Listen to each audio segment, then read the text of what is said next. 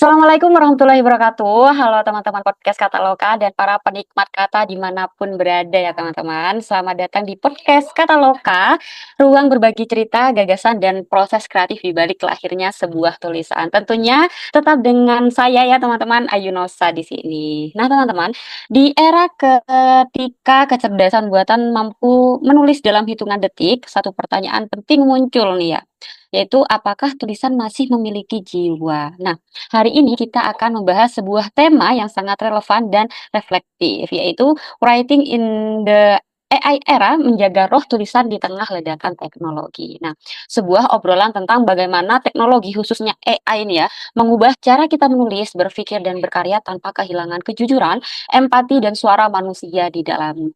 Nah, bersama dengan narasumber kita hari ini, kita akan mengulas peran AI sebagai alat, tantangan etika dalam kepenulisan, serta bagaimana penulis tetap bisa menghadirkan karya yang bernyawa di tengah kemudahan teknologi. Jadi teman-teman pendengar setiap podcast Katalokan ya, siapkan telinga, pikiran, dan hati teman-teman semuanya.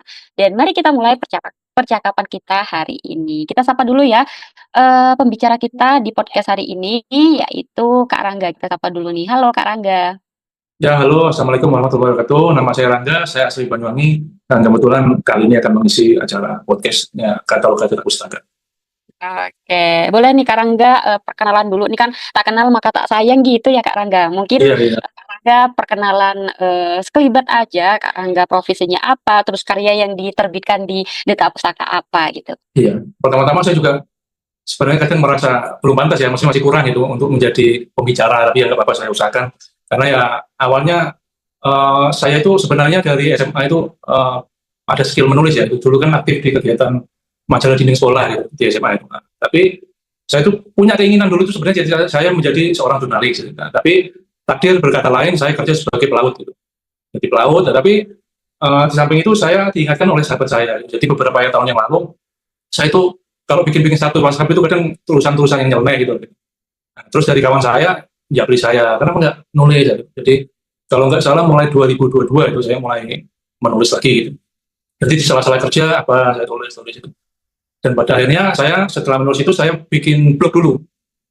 Dari blog, habis dari blog kayaknya ya kok tanggung juga gitu. Akhirnya ya saya memutuskan untuk menerbitkan buku melalui Tidak Pustaka. Jadi dari 2022 buku pertama saya terbit 2024 ya, itu judulnya Mencetak Pelaut Indonesia Modern yang Tangguh. Setahun kemudian saya menerbitkan lagi judulnya Merah Putih Keliling Dunia. Jadi saya sudah, alhamdulillah sudah menerbitkan 2 buku, dua-duanya melalui Tidak Pustaka. Saya kira cukup perkenalan dari saya. Mantap ya teman-teman. Jadi itu ya teman-teman perkenalan singkat dari pembicara kita di podcast kali ini gitu. Nah, intermezzo sedikit ya Kak Rangga mengenai tema yang kita angkat dan yang kita obrolkan secara Ya, santai hari ya. ini. Di tengah maraknya penggunaan AI nih, Kak Rangga, bagaimana perasaan Kak Rangga nih sebagai penulis? Apakah lebih merasa terbantu, tertantang, atau justru terancam nih Kak Rangga? Ya, sebenarnya ada sedikit ancam ya, sebuah ancaman juga, tapi tergantung kita menyikapinya kan gitu kan. Karena bagaimanapun AI itu bisa meniru bentuk dan pola bahasa sastra, tapi belum benar-benar menggantikan rasa manusianya itu sendiri gitu. Jadi ya ada, menurut saya kan ada 3 hal itu yang sulit untuk digantikan AI itu. Seperti penulis, seperti yang pertama niat batin gitu kan. Niat batin seperti puisi manusia sering lahir bukan untuk bagus, tapi untuk bertahan hidup gitu. Terus ada yang kedua kejujuran emosional. Jadi penulis manusia menulis karena harus gitu, karena ada luka, keyakinan atau kegundahan.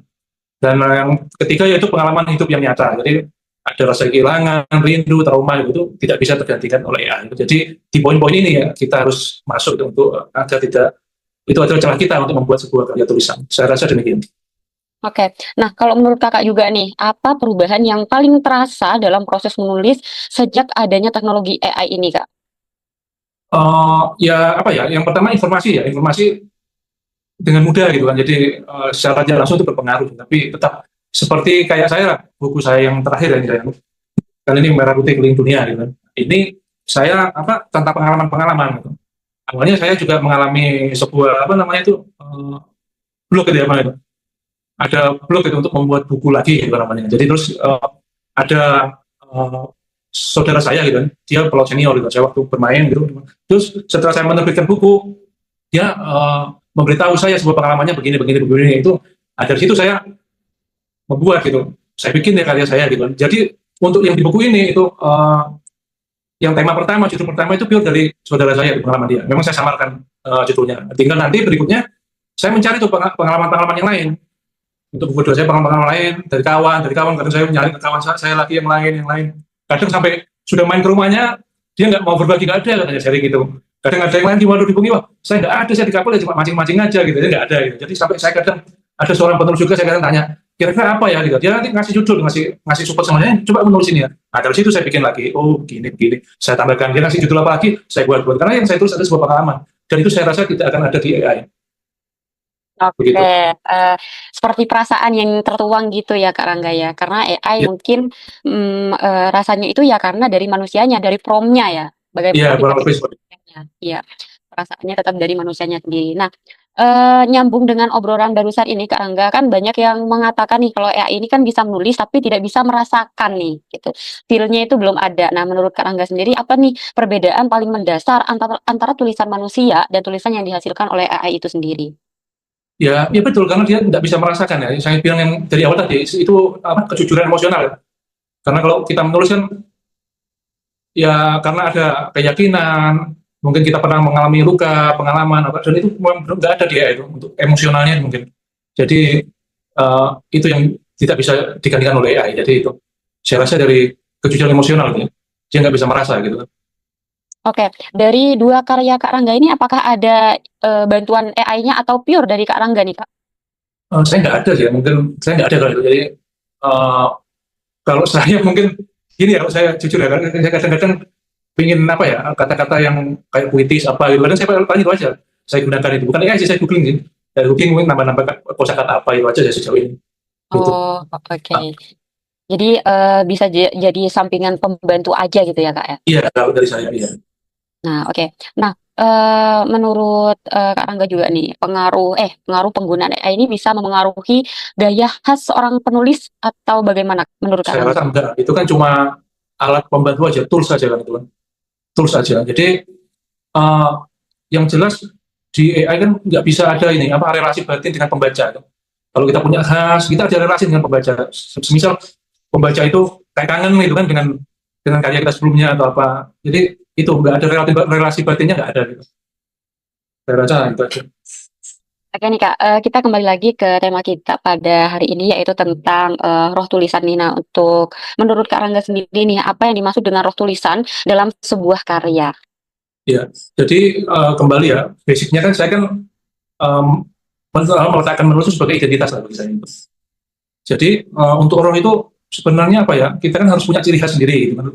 Jadi kalau menurut saya kita nulis aja gitu. Nanti kita nulis ya kan. Terus nggak usah menunggu waktu ideal gitu. Karena masing-masing orang kan beda-beda. Ada yang misalnya waktu idealnya pagi hari jam 7 gitu kan. Ada yang waktu idealnya sebelum tidur gitu kan. Ada yang mungkin kadang-kadang mau menulis tuh harus jalan-jalan dulu gitu kan. Udah healing, udah refreshing, pulang punya imajinasi sendiri gitu kan. Nah, jadi saran saya itu kita menulis aja gitu. Nanti dengan kita berkarya, kita akan mempunyai roh sendiri gitu. Itu akan jalan berjalan aja gitu. Jadi kita akan mempunyai ciri khas atau roh sendiri setelah kita menerbitkan karya tulis kita atau buku gitu. Nah, Saya oke. rasa gitu. Tadi oke, Kak. Tadi juga sempat disinggung oleh Kak Rangga ya mengenai kejujuran dalam berkarya gitu. Nah, di tengah kemudahan teknologi ini, bagaimana cara penulis nih Kak tetap menjaga kejujuran, emosi dan pengalaman personal dalam tulisannya? Ya itu masing-masing ya, masing-masing manusianya ya, saya. Jadi karena kejujuran kita juga nggak bisa ini ya, maksudnya nggak bisa, kita nggak bisa memprioritaskan itu jujur apa enggak gitu juga kan. Tapi intinya tergantung manusianya, dia akan menggunakan AI itu untuk membuat karya tulis atau memang kombinasi gitu kan, atau memang itu memang kejujuran karya dia gitu. Jadi itu dilihat dari segi manusianya yang berkarya itu sendiri gitu. Oke, dari apa yang sudah kita bahas nih ya Kak Rangga, ada nggak kekhawatiran bahwa karya tulis itu ke depannya akan terasa seragam karena terlalu bergantung pada AI nih Kak Rangga?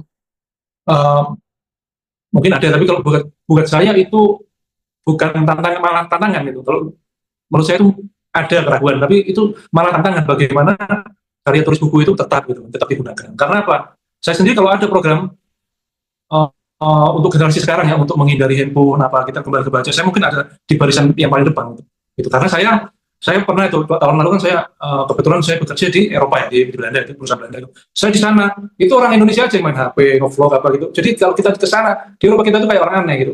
Gitu. Jadi di sana itu kalau pegang HP contohnya nih kalau di Belanda itu pegang HP itu anak SMA baru boleh dikasih. Gitu. Kan masalah kita sebenarnya itu ya, saya kembali ke AI tadi kan larinya ke HP juga kan. Jadi di sana 17 tahun senior high school baru pegang HP gitu.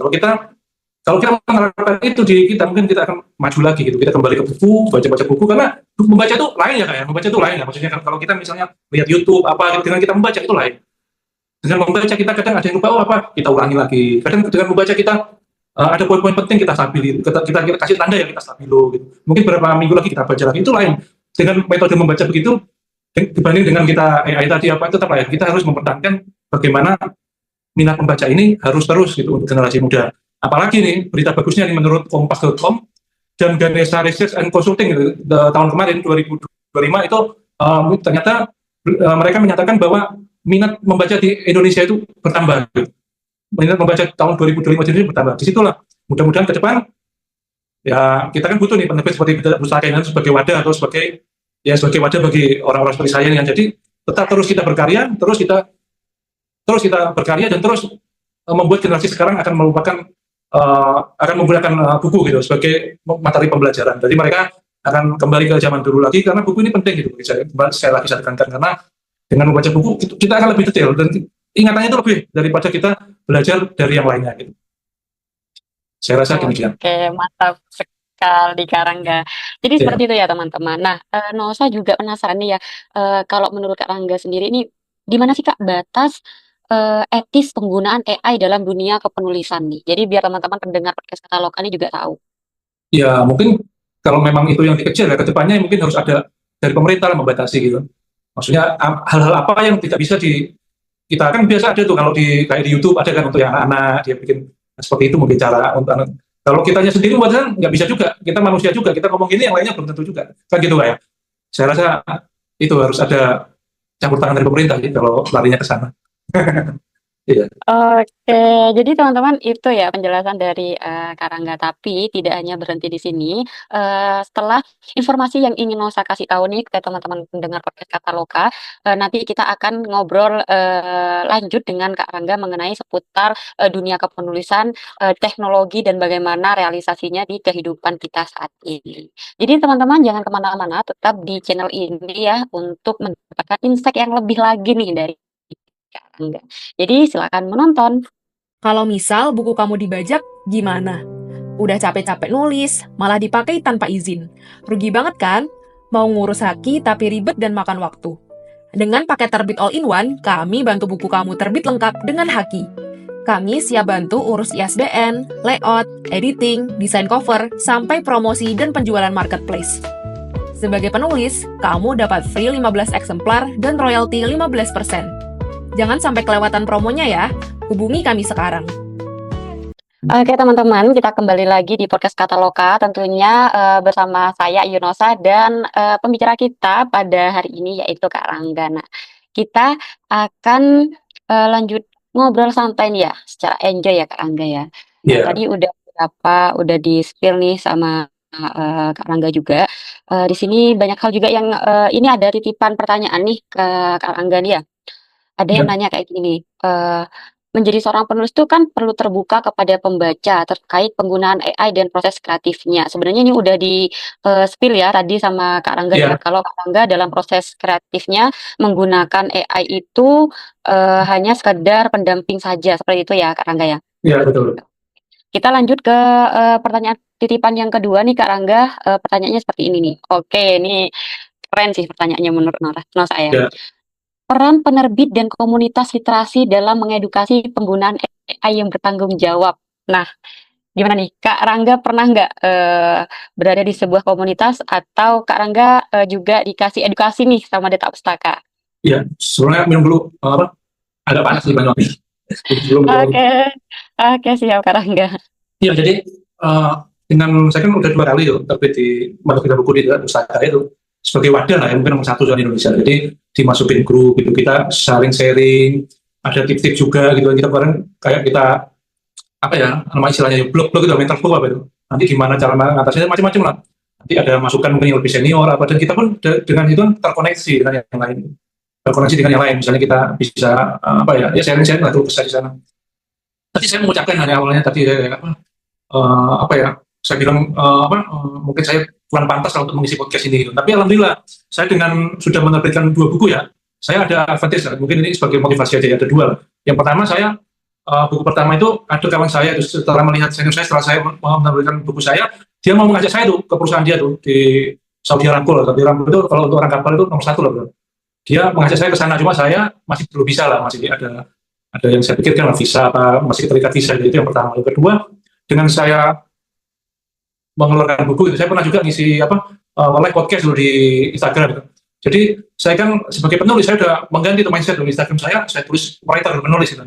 Jadi saya di sana live, itu mungkin yang nonton nggak banyak juga, 5.000 ya, 5.000-an gitu, 5.000. Tadi saya ambil 10%-nya lah, mungkin 500 lah mungkin ya, yang mungkin yang nonton full misalnya. Tapi itu kan videonya itu ditonton oleh pelot-pelot pemula, pelot-pelot fresh graduate di Indonesia. Mungkin secara nggak langsung apa yang ada di pikiran saya, apa tips-tips yang saya utarakan situ sudah masuk ke anak-anak muda Indonesia gitu. Saya apa yang saya narasikan, apa yang saya berikan tips kepada pelot-pelot muda itu masuk di situ. Jadi ya itu yang saya jadi berguna di situ. Jadi dari buku saya bisa lari ke sana, ke sana ya. Nggak tahu kedepannya lagi mau gimana lagi. Itu yang penting saya jalan aja. Dan jadi itu 2 hal yang mungkin saat ini positif ya, setelah saya memastikan diri bahwa saya penulis itu, baru 2 hal. Tapi ya, mudah-mudahan ke depan juga masih ada keajaiban-keajaiban yang lain gitu. Terima kasih. Nah, ini pertanyaan terakhir dari pendengar kita nih ya, Kak Rangga. Pertanyaannya Ya, seperti ini. Keterampilan apa yang justru harus semakin diperkuat oleh penulis di era AI ini? ya yang satu tadi kalau bisa jujur tadi tanpa menggunakan AI itu pertama juga itu itu penting ya kan gitu. Jadi kita dan kemampuan yang lain ya apa ya, kita kan menulis itu karena keresahan ya. Kalau saya keresahan gini, kenapa sih kok generasi sekarang suka sosmed, TikTok apa, padahal kan berita pendek itu nggak bagus, kan nggak bagus ya, dia dia membaca berita pendek dia nangkepnya langsung aja, dia langsung percaya gitu kan. Kalau kita dengan membaca lain, kita mengulang-ulang, ini, membaca lain, dia lebih mudah menyerap ke otak gitu. Jadi itu, jadi dari kita kegelisahan, jadi kita menulis gitu kan. Jadi saya jadi nggak bisa, maksudnya beda-beda orang dia mau menulis apa, ada yang mungkin menulis cerpen, menulis puisi lain-lain gitu. Jadi tetap kita harus pertahankan kualitas kita, imajinasi kita, pertahankan apa maunya kita dengan tulisan, dengan buku ini untuk apa sih gitu kan, juga penting juga, kita harus pertahankan gitu. Gak usah khawatir lah sama AI sama apa gitu. Itu toh kita masih punya hal-hal yang tidak dimiliki AI, dan rezeki kan sudah diatur, nggak usah takut dari AI gitu kan. Yang penting secara pengalaman saya ada 2 hal tadi yang sudah saya alami, yang mungkin membuat saya juga semakin bersemangat gitu dengan tahapan yang sudah saya lalui, yaitu dengan menulis di sela-sela waktu kerja saya. Ada lagi kan, Mas? Oke, ini kan tadi kita sudah membicarakan tentang bukunya Kak Rangga nih. Nah, Ya, boleh ditunjukkan Kak Rangga karya bukunya nih? Tadi kayaknya ya. sempat disepil sedikit ya, teman-teman. Iya, ini yang pertama nih, ini mencetak pelaut Oke. Indonesia modern yang tangguh. Ini sebenarnya mayoritas itu tips-tips untuk pelaut-pelaut Indonesia yang muda-muda lah, yang baru-baru lah, tips-tips untuk menjadi sukses gitu. Ya, setidaknya biar pelaut-pelaut kita nggak kalah lah dengan negara-negara lain gitu kan. Oke, yang Yang kedua. kedua, Merah Putih Keliling Dunia. Ini pengalaman-pengalaman dari saya, dari pelaut-pelaut senior yang kita bisa memetik hikmahnya gitu. Dari buku ini, dari pengalaman-pengalaman itu bisa kita, oh begini gitu. Kita jadi ada sudut pandang lain. Sebagai ordinarisme, sebagai pelaut itu kita ada sudut pandang lain setelah membaca buku ini. Gitu Kak. Oke, nah ini kan mungkin teman-teman pendengar kita ada yang belum membaca buku dari Kak Rangga nih. Nah, biar teman-teman bisa membaca buku Kak Rangga, mereka bisa mendapatkan di mana nih Kak Rangga? Iya, di Tetap Pustaka ya, saya lupa websitenya itu, di mana lagi ya? Di Shopee juga ada. Saya tahunya itu di Tetap Pustaka, di websitenya ada, di TikToknya ada, di Shopee juga ada. Gitu Kak. Ya. Oke, jadi teman-teman nih yang penasaran sama tips-tips menjadi seorang pelaut yang hebat atau ingin mendengar atau tahu nih cerita-cerita sebagai seorang pelaut itu seperti apa di buku keduanya Kak Rangga ini, teman-teman bisa banget mampir di Deta Pustaka Toko ya websitenya. Terus teman-teman juga bisa mampir ke marketplace yang dipunyai oleh Deta Pustaka, ada TikTok, terus ada Shopee, Tokopedia, juga teman-teman yang males nih bawa buku fisik, teman-teman juga bisa membaca di Google Playbook sama Gramedia Digital seperti itu. Nah, sebenarnya Kak Rangga ada nggak nih project selanjutnya nih menuju buku ketiga ceritanya gitu? Oh iya, Apa ada? jadi saya udah proses, mudah-mudahan bulan ini sudah terbit ya. Jadi buku ketiga Tapi saya kolaborasi sama teman saya, sama sahabat saya waktu kuliah di Semarang dulu. Jadi judulnya eh, wawancara perwira dek dan dasar-dasar asuransi laut itu. Jadi ya itu loh. Jadi mengenai pertanyaan-pertanyaan di dunia kerja khususnya perwira dek dan mengenai asuransi. Mudah-mudahan ya bukunya berguna lah buat rekan-rekan semua lah.